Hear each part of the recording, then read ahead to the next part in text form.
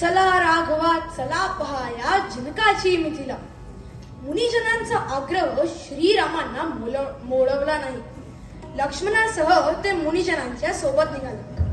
जाताना महर्षी विश्वामित्रांनी त्यांना अनेक कथा सांगितल्या.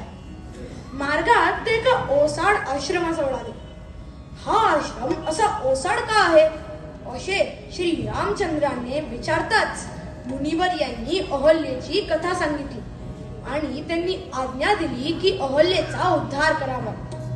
श्रीरामचंद्रांच्या चरण स्पर्शाने शिला सदृश्य पडलेल्या अहल्येच्या देहातून प्रकाश पाकला आणि मंजूळ स्वर उमटले.